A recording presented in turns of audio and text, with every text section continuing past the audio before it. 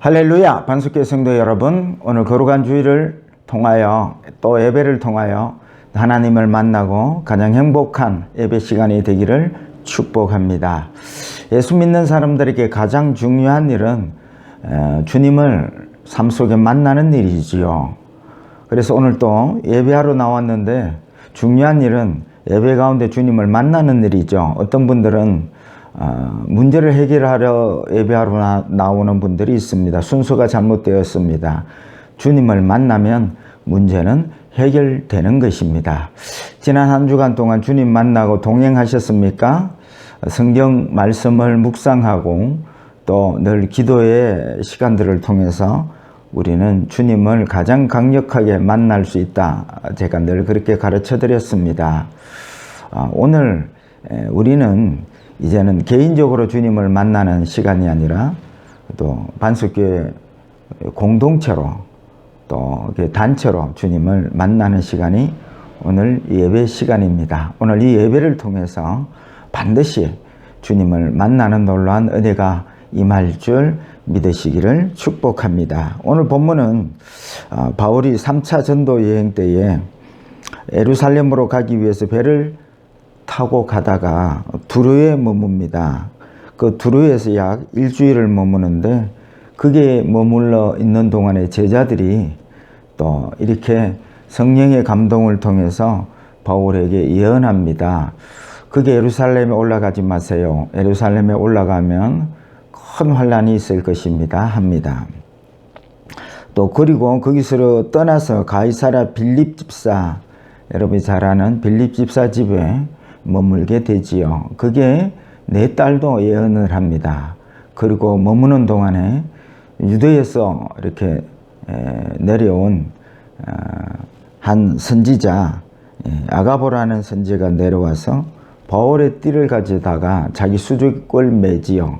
이 띠 임자가 이렇게 예루살렘에 올라가면 이렇게 어려움을 당할 것이다. 그 띠 임자가 바로 바울이지요. 그렇게 예언을 했는데도 바울은 예루살렘을 올라가게 되는 것입니다.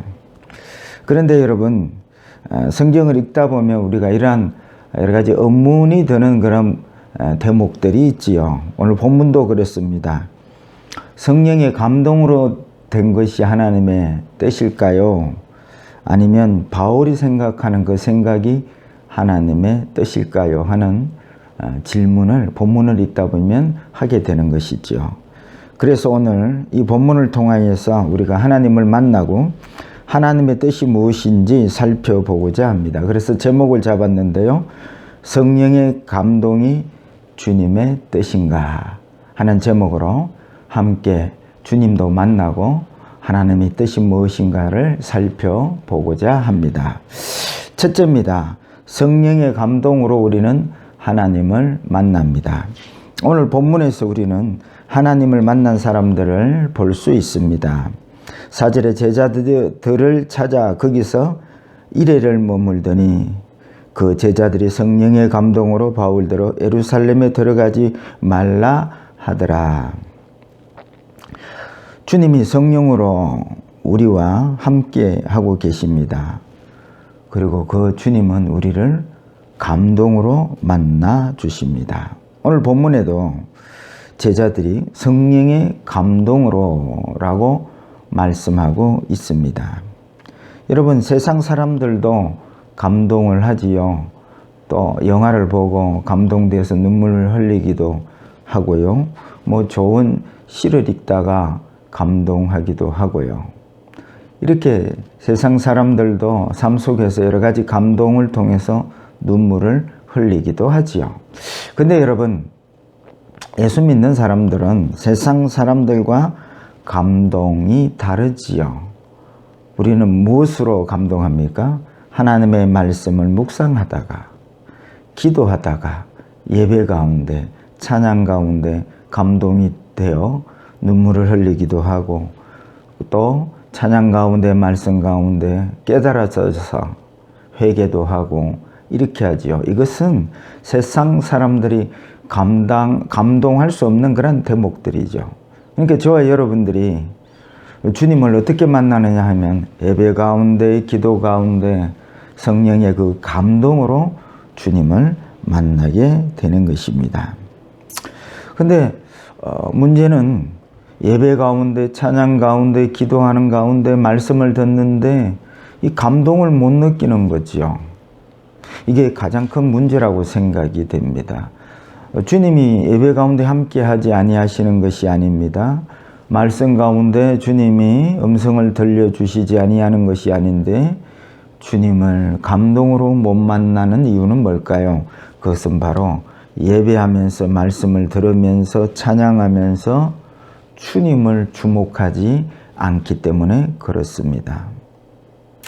여러분들이 말씀 가운데 주님을 주목하십시오.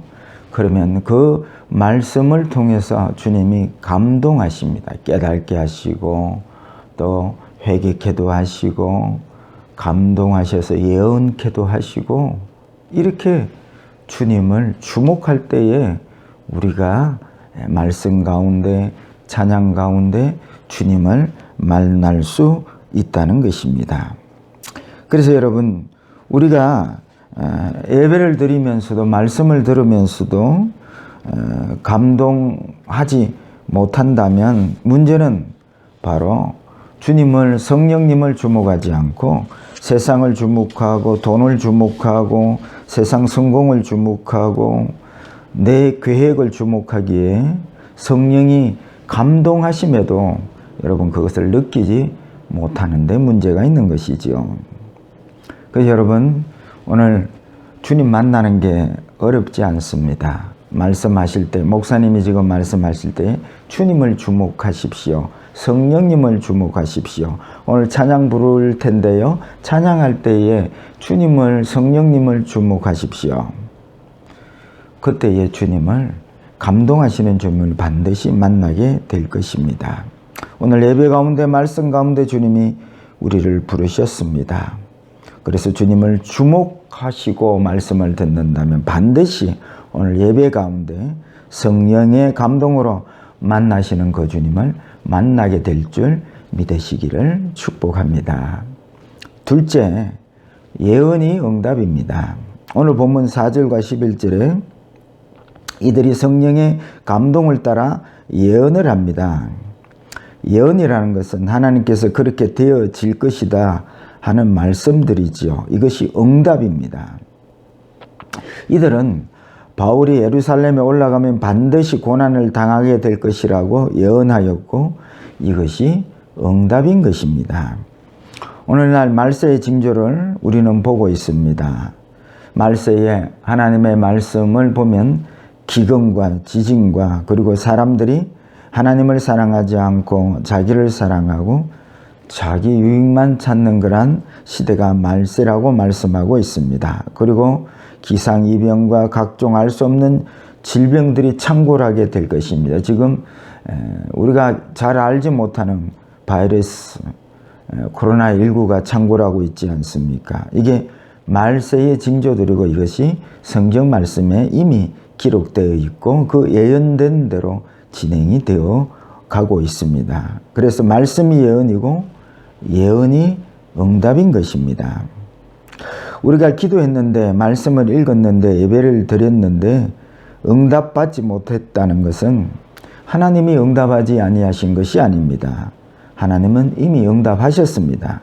그런데 우리가 그 응답을 헤아리는 능력이 없기 때문에 문제인 것이죠. 여러분 마가복음 11장 24절에 그러므로 내가 너희에게 말하노니 무엇이든지 기도하고 구하는 것은 받은 줄로 믿으라. 그리하면 너희에게 그대로 되리라. 받은 줄로 믿으라 말씀하십니다. 이미 응답되었다는 말씀이지요. 근데 우리가 기도했는데 응답받지 못했고 말씀을 읽었는데 응답받지 못했다. 주님을 만나지 못했다는 것은 주님께서 응답하지 아니하시고 말씀하지 아니한 것이 아니라 우리가 그 말씀을 정욕으로 구하고 들었다는 뜻이지요.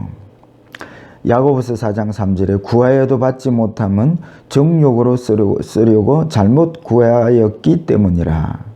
이미 응답했는데 이미 응답했는데 어떻게 우리가 응답을 못 받았단 말입니까? 정욕으로 구하고 정욕으로 그 감동을 받았기 때문이라는 것이죠.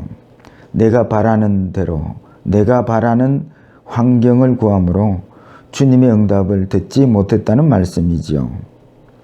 오늘 이 예언자들이 바울에게 예언한 내용들은 썩 좋은 환경이 아닙니다. 바울이 예루살렘에 올라가면 반드시 결박당하고 또 핍박당하고 어려움을 당할 것이라는 예언을 합니다. 이것이 하나님께서 예언을 통해서 예언자들에게 응답한 응답이지요. 여러분, 그래서 우리가 하나님께서 응답하셨는데도 불구하고 내가 바라는 그런 환경이 아니고 내가 기대하는 그런 응답이 아니라고 해서 우리가 하나님의 감동으로 응답하시는 그 예언들을 받지 않는 데 문제가 있는 것입니다. 하나님은 우리에게 응답하시려고 구하라 했습니다. 음성을 들려주시려고 말씀을 읽으라 묵상하라 했습니다. 그런데 우리가 기도해도 응답받지 못하고 말씀을 들었는데도 음성을 듣지 못하였다는 것은 순전히 정욕으로 구하였기 때문에 그런 것이지요. 주님을 바라보지 못하고 내가 듣고 싶은 음성, 내가 보고 싶은 환경만을 보려고 하는데 문제가 있는 것입니다. 하나님을 믿고 구했느냐? 그렇다면 받은 줄로 믿어라. 믿음으로 구했다면 정욕이 아니라 어린아이처럼 순수하게 내려놓고 어떤 말씀이라도 내가 듣겠습니다 하고 구하였다면 이미 응답했다. 받은 줄로 믿어라. 그래서 여러분, 우리가 늘 하나님 앞에 나와서 기도할 때 말씀 앞에 예배 가운데 정욕으로 나오지 않고 다 내려놓고 어린아이처럼 순수하게 나올 때에 언제든지 응답하시는 그 주님을 만나게 될 줄 믿으시기를 축복합니다. 세 번째입니다. 응답 너머 하나님의 뜻이 있습니다. 오늘 본문 4절과 11절 똑같은 응답이 내려졌습니다. 모두들 성령의 감동으로 바울이 예루살렘에 올라가면 반드시 고난당하게 될 것이다. 예언으로 응답이 떨어졌습니다. 그렇다면 성령의 감동으로 된 응답, 그것이 하나님의 뜻일까요? 예, 하나님의 뜻이지요. 하나님은 바울이 예루살렘에 올라가면 반드시 고난받게 될 것이다. 이것이 하나님의 뜻입니다. 그런데 성령의 감동을 받고 예언한 사람들은 한결같이 예루살렘에 올라가지 말아라. 올라가면 힘들고 어렵고 고난당할 것이다 말입니다. 그런데 바울은 비록 고난이 있다고 하지만은 나는 예루살렘에 올라가야 되겠다. 여러분, 어떤 것이 하나님의 뜻일까요? 예루살렘에 안 가는 것이 하나님의 뜻일까요? 예루살렘에 올라가는 것이 하나님의 뜻일까요? 여러분, 참 이런 대목이 참 우리를 혼란스럽게 많이 합니다. 그런데 결론은 그렇습니다. 예루살렘에 올라가는 것이 하나님의 뜻이지요. 바울은 내가 로마도 보아야 하리라, 그렇게 하나님의 뜻을 미리 나타내었습니다. 결국은 하나님께서 예루살렘에 올라가고 또 바울이 제수의 몸으로 배를 타고 로마에까지 가도록 하나님의 놀라운 계획이 되어 있었던 것이지요. 그렇다면 본문을 통해서 우리는 하나님의 뜻의 결론을 이렇게 낼 수가 있습니다. 하나님의 뜻은 응답 너머에 하나님의 뜻이 있다. 이런 결론을 내릴 수 있는 것이지요. 우리도 복음을 전하면 성경의 말씀대로 예언된 대로 고난을 받게 되어 있습니다. 그래서 고난이 복음을 전할 때 예언되어 있지만 이러한 예언과 응답을 넘어서 고난 속에서도 복음이 정극게 되는 것이 하나님의 뜻이지요. 그래서 저와 여러분들은 어떠한 고난과 어려움 속에서도 그렇게 하나님이 응답되어 있다 할지라도 하나님의 더 깊은 뜻인 복음을 들고 그 고난 속에서도 하나님의 살아계심을, 복음을 증거하는 것이 하나님의 뜻이라는 말씀이지요. 오늘 본문에서 바울은 이 하나님의 뜻을 붙잡은 것이죠. 말세의 말씀대로, 응답대로 말세 지말에는 사람들이 하나님을 사랑하지 않고 자기를 사랑하고 물질을 사랑하고 예수 믿으세요 할 때에 귀 기울여 듣지 않는 시대를, 이 말세의 시대를 주님이 말씀대로 예언하고 응답된 시대를 우리가 살아가고 있습니다. 그래서 말씀대로 예언대로 되어진다 할지라도 우리는 그 예언을 넘어서 우리는 땅끝까지 이르러 복음의 증인이 되어야 한다는 말씀이지요. 고난받기로 예언되어 있지만 본문 13절에 바울이 대답하되 여러분이 어찌하여 울어 내 마음을 상하게 하느냐. 나는 주 예수 이름을 위하여 결박당할 뿐만 아니라 예루살렘에서 죽을 것도 각오하였노라. 확실하게 응답을 넘어서, 예언을 넘어서 하나님의 뜻을 붙잡는 바울을 만나게 됩니다. 또 사도행전 20장 22절에서 24절까지 보라, 이제 나는 성령에 매여 예루살렘으로 가는데 거기에 무슨 일을 당할는지 알지 못하노라. 오직 성령이 각 성에서 내게 증언하여 결박과 환난이 나를 기다린다 하시나 내가 달려갈 길과 주 예수께 받은 사명 곧 하나님의 은혜의 복음을 증언하는 일을 마치려 하면은 나의 생명조차 조금도 귀한 것으로 여기지 아니하노라 말씀하고 있습니다. 하나님의 뜻이 고난이 예정되어 있다 해도 그 고난을 뚫고 복음을 증거하는 것이 하나님의 뜻이라는 말씀이지요. 여러분, 바울과 같이 이 하나님의 뜻을 붙잡고 복음 전하는 현장이 힘들고 어렵고 환난과 핍박이 있다 하나 복음의 증인, 나의 증인이 되어다오 하는 이 주님의 뜻을 붙잡고 달려가시는 우리 반석교우 성도들이 다 되시기를 축복합니다. 말씀을 맺고자 합니다. 말씀을 들을 때에, 예배 드릴 때에 늘 주님과 성령을 주목하십시오. 그 주님을 오늘 감동으로 만나게 될 것입니다. 기도하여 늘 응답받고 응답 넘어 있는 하나님의 뜻을 붙잡고 어디에서든지 복음의 증인으로 살아가시는, 당당하게 살아가시는 우리 반석교훈 성도들이 다 되시기를 주의 이름으로 축복합니다.